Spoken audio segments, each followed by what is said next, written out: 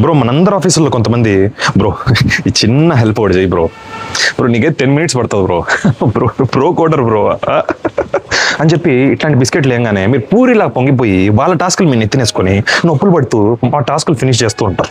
Next day మీటింగ్లో వాళ్ళు ఈ మొత్తం టాస్క్ నేనే స్వయం కృషితో కష్టపడి ఫినిష్ చేశాను అని చెప్పి గొప్పలు చెప్పుకుంటారు.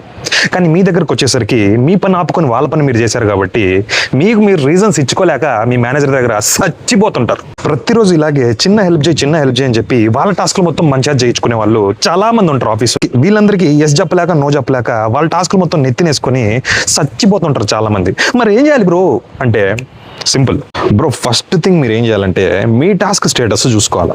మీ దగ్గర ఎన్ని టాస్క్లు ఉన్నాయి, మీ దగ్గర ఏ టాస్క్ లేకపోతే మీరు వాళ్ళకి హెల్ప్ చేయొచ్చు. So I'm connecting with him, so I'm helping him with this అని చెప్పి మీ టీమ్ మెసేజ్లో వేయొచ్చు. సో దానివల్ల మీరు పని చేస్తున్నట్టు, వాళ్ళకి మీరు హెల్ప్ చేస్తున్నట్టు, మీరు ఏది టైం వేస్ట్ చేయనట్టు ప్రాజెక్ట్ అయితే. బ్రో ఫ్రీ యాడ్ ఉంటావు బ్రో, ఫుల్ టాస్క్లు ఉన్నాయి బ్రో అంటే వాళ్ళు మీ దగ్గరకు వచ్చి అడుగుతారు, బ్రో చిన్న హెల్ప్ బ్రో అని అడుగుతారు. అప్పుడు మీరు ఏం చేయాలంటే ఓకే బ్రో ఇది ఒక కొంచెం ఇంపార్టెంట్ వర్కౌట్ ఉంది బ్రో, ఇది ఫినిష్ చేసి చెప్తాను ఓకే కదా, సో ఈ సాయంత్రం కల్లా ఫినిష్ చేయమన్నాడు బ్రో ఆయన, సో అందుకని నేను ఏమనుకోకు అని చెప్పి ఇలా డైలాగ్ వేయాలి. చాలామంది ఇక్కడే వెళ్ళిపోతారు. కొంతమంది జిడ్డు బంకులు ఉంటారు, బ్రో లేదు బ్రో కొంచెం అర్జెంట్ బ్రో డెమో ఉంది బ్రో, క్లయింట్ మా ఇంటికి వస్తున్నాడు బ్రో అని చెప్పి ఇట్లాంటి సాకులు చెప్తారు.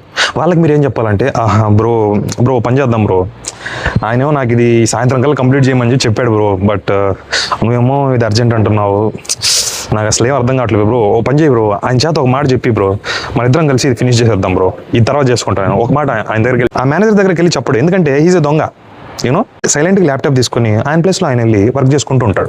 బ్రో ఇలాంటి వాళ్ళు చాలా మంది చేయలేక కాదు, వాళ్ళకి అన్నీ వచ్చి అన్నీ తెలుసు, బద్ధకం. దీన్నే సైకాలజీలో లర్న్డ్ హెల్ప్లెస్నెస్ ఎక్స్‌ప్లాయిటేషన్ అంటారు.